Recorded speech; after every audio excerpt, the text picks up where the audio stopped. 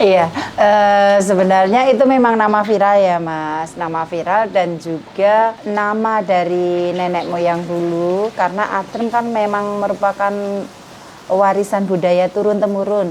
Memang kalau untuk adrem sendiri kalau kita naikkan harga secara seperti misal minyak naik aja sampai 5.000 per karton, 10.000 per karton nggak masalah ya kalau untuk pabrikan ya. Tapi kalau UMKM seperti kami mengikuti bahan-bahan yang sudah naik, itu produk kami dalam satu mika kita naikkan 500 saja banyak konsumen yang tidak bisa menerima. Dalam arti mereka bengok-bengok ya, kok bisa ini kemarin saya beli segini padahal enggak. Tahun 96 di rumah saya itu saya tambah-tambah kerdus-kerdus. Yang lama, terus yang ke sana. Semestinya mesin-mesin yang lain begitu juga, tapi mesin sekarang ini tidak meniru Nabi.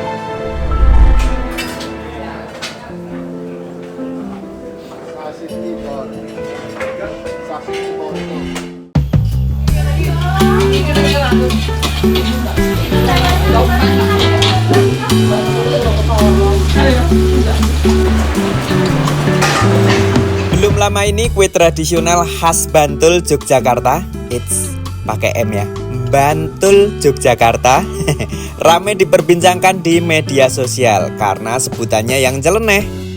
Ya, inilah kue adrem yang sejak dulu hadir di kehidupan masyarakat Bantul sebagai bagian dari tradisi yang menyertai kegiatan panen dan acara syukuran. Konon, saking legitnya orang Belanda menyebutnya dream, yang kemudian karena lidah Jawa berubah menjadi adrem. Inilah cerita tentang bagaimana kue tradisional bisa bertahan, beradaptasi, dan tetap hidup di tengah arus zaman.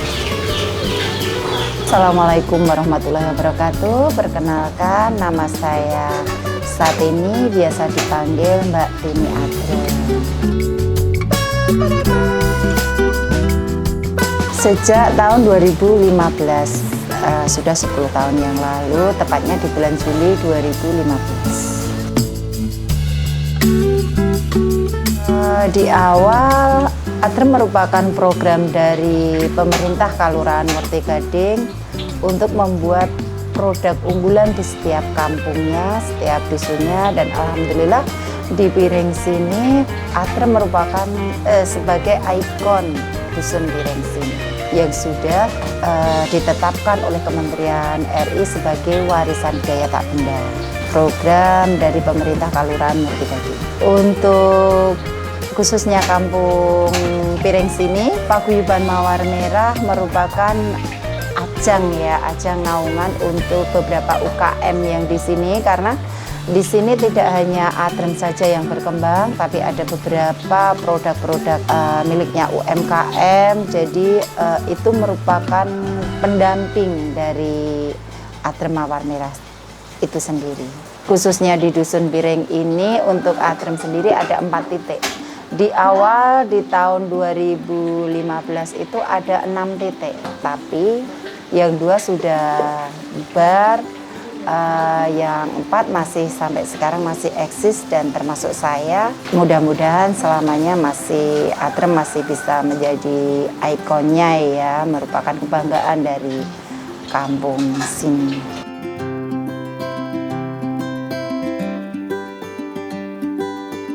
Iya, untuk usaha ini memang rintisan saya, tapi di situ juga saya didampingi oleh pemerintah Kelurahan yang tadi saya aturke. Itu dari pemerintah Kelurahan itu memberikan pelatihan, dan dari pemerintah kecamatan, pemerintah kabupaten mungkin beliau-beliau itu membantu di dalam pemasaran. Di samping saya juga sebagai ownernya Adrem Mawar Merah Mbak Tini sini, saya juga sebagai ketua di paguyuban tersebut, Paguyuban Mawar Merah, dan di situ saya juga berperan bertanggung jawab pada UMKM lain yang di sini, khususnya di Adrem tadi, untuk bisa mendorong semangat mereka, bisa membangkitkan mereka untuk bisa, ya mohon maaf, bisa seperti saya ya, karena saya dinyatakan sudah berhasil menurut pemerintah Di situ UMKM yang kami bina di sini itu harapan saya bisa terentaskan, bisa memperbaiki perekonomian keluarga mereka masing-masing.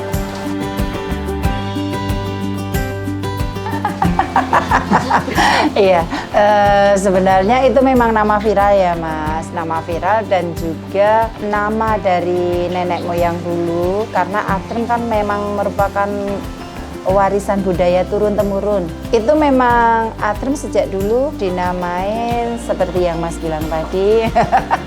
Dan itu memang mengundang banyak konsumen yang mungkin di luar provinsi itu mereka banyak penasaran, apa sih kue ini kok namanya seperti ini, dan berkat nama unik itulah Adrem bisa viral, bisa diterima di masyarakat luar. Banyak juga yang benar-benar ingin melihat secara langsung proses pembuatan dan proses penjapitan seperti yang ibu-ibu. Popularitas kue Adrem mencapai puncak pada era 1980-an hingga 1990-an. Kue Adrem kerap hadir sebagai suguhan rasa syukur, bahkan dipakai sebagai bagian dari sistem barter sederhana antara pedagang dan petani. Di Kecamatan Sanden ada sebuah kampung yang sejak lama dikenal sebagai sentra kue Adrem. Setiap rumah di sini pernah mengolah jajanan manis yang melegenda ini.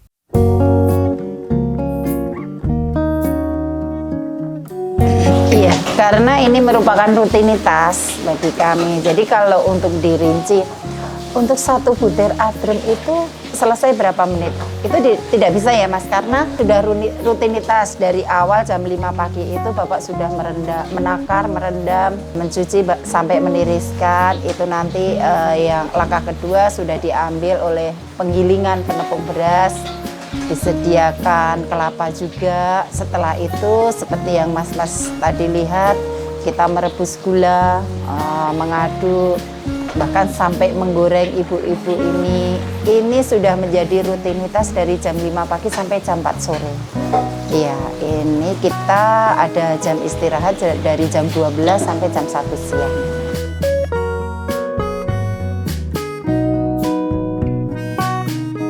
Oh enggak, di sini kami benar-benar pakai bahan-bahan yang yang alami semua ya, termasuk gula merah, ada gula pasir, terigu, dan di situ gula sama garam sesuai takaran yang seimbang di dalam satu porsi itu sudah merupakan bahan pengawet tersendiri. Itu ngendikannya dari Dinas Kesehatan sendiri. Biasanya itu kalau pakai pengawet alami itu tahan berapa lama? 1 minggu. Untuk Adrem kami sudah bisa bertahan 1 minggu.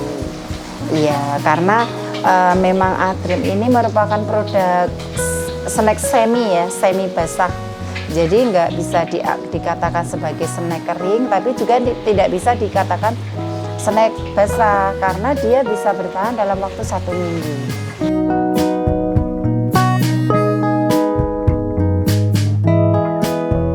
Memang kalau untuk Adrem sendiri kalau kita naikkan harga seperti misal minyak naik aja sampai 5.000 per karton, 10.000 per karton nggak masalah ya kalau untuk pabrikan ya. Tapi kalau UMKM seperti kami mengikuti bahan-bahan yang sudah naik, itu produk kami dalam satu mika kita naikkan 500 saja, banyak konsumen yang tidak bisa menerima.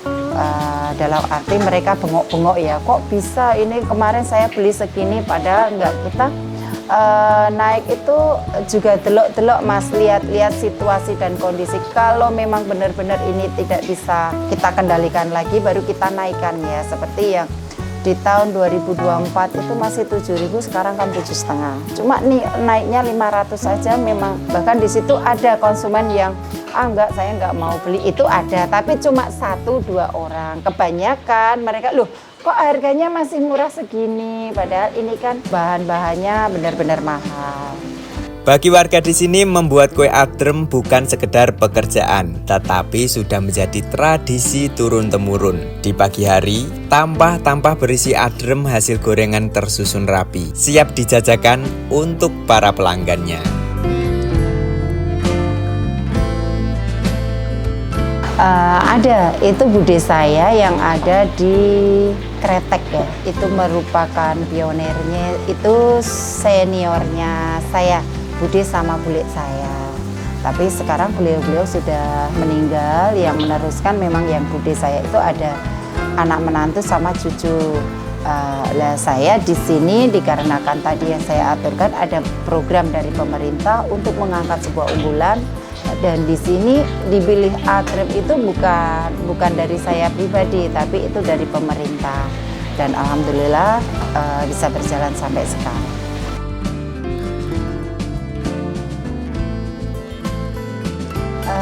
Dari kalangan masyarakat biasa untuk ke sawah ya itu banyak juga. Terus untuk yang dari perkantoran itu untuk oleh-oleh, juga untuk snack-snack. Sekarang kan Atrem tidak hanya untuk makanan suguhan, kalau zaman dulu kan cuma untuk suguhan ngobong boto, bikin rumah seperti itu. Tapi sekarang Atrem bisa masuk di dalam snack box.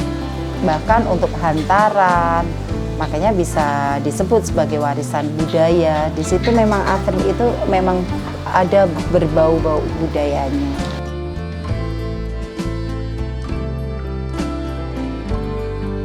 Ya, di awal itu saya merintis usaha cuma sisa dari pelatihan.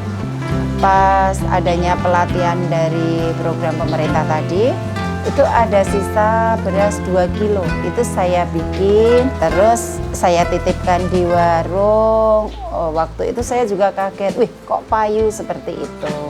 Karena waktu itu benar-benar di awal ya, di awal ternyata waktu itu setelah bahan sisa pelatihan sudah saya kembalikan uang ke kelompok lagi. Nah, saya mengeluarkan dari biaya saya pribadi. Waktu itu saya bikin dari 5 kilo, 10 kilo hingga sampai sekarang mencapai tiap hari 50 kilo.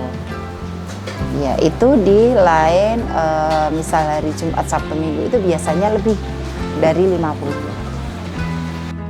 Di tengah derasnya tren kuliner modern, ternyata tidak menenggelamkan jajanan tradisional begitu saja. Meski sederhana, kue Atrem masih eksis dan mampu memancing rasa penasaran sebagian anak muda.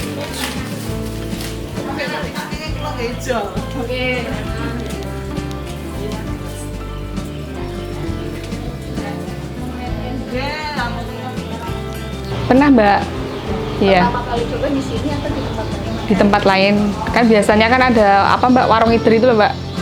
Warung keliling. Nah, Ibu kan sering beli. Kan pertama kali dari itu terus nyobain, loh kok enak gitu, terus sering coba-coba yang lain, tapi yang enak sih sini Mbak menurutku. Kalau yang Butini ini Mbak, dalamnya itu lembut, terus luarnya juga lembut. Kalau yang di tempat lain kan ada yang keras, terus dalamnya keras gitu Mbak. Iya, udah langganan beberapa kali beli, soalnya udah pernah coba di tempat lain, ternyata rasanya beda. Jadi langganannya sekarang di Butini. Rasanya tuh manisnya tuh manis gula. Terus kalau di Atrem lain tuh kadang ada aftertaste tengik-tengiknya gitu, entah dari kelapa atau dari minyaknya. Sedangkan di Butini itu benar-benar enak, nggak ada aftertaste yang anehnya.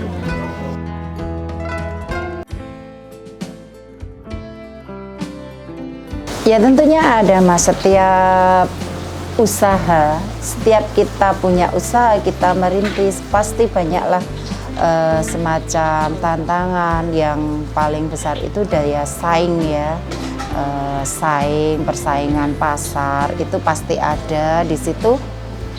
Dalam menjaga persaingan di pasar itu kita menjaga mutu produk, kualitas dari bahan baku juga sampai ke bahan yang sudah jadi. Itu benar-benar kita jaga untuk rasa. Jadi banyak yang ngendiko Atrem Mbak Tini ini dari awal berdiri sampai saat ini yang sudah berusia 10 tahun lebih, ini sudah jalan 11 tahun ya. Itu benar-benar sama.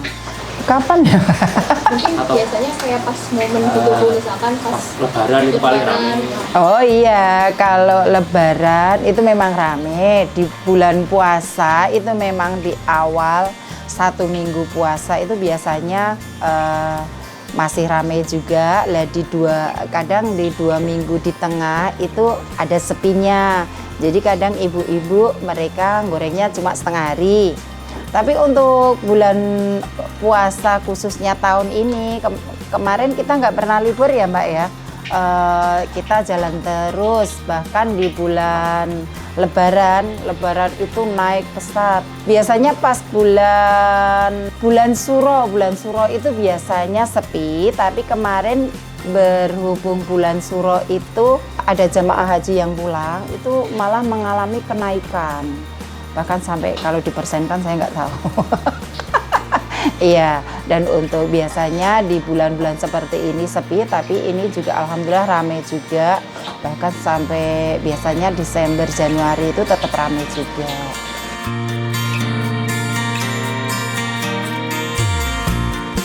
Iya, tadi saya sudah matur, harapan saya memang untuk Adrem jangan sampai selesai di sini. Misalkan saya sampai tua ya.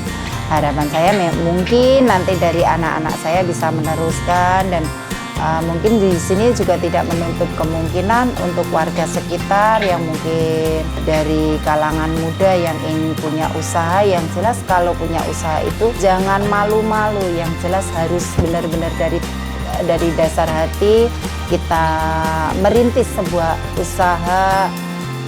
Insya Allah semua akan terjawabkan, seperti itu. Dan semua usaha pasti akan ada buahnya. Kue Adrem telah membuktikan bahwa warisan kuliner bukan hanya soal rasa, tapi juga tentang cerita, tradisi, dan ketekunan. Dari dapur rumahan yang sederhana, kue Adrem bertahan dan terus diwariskan kepada generasi berikutnya.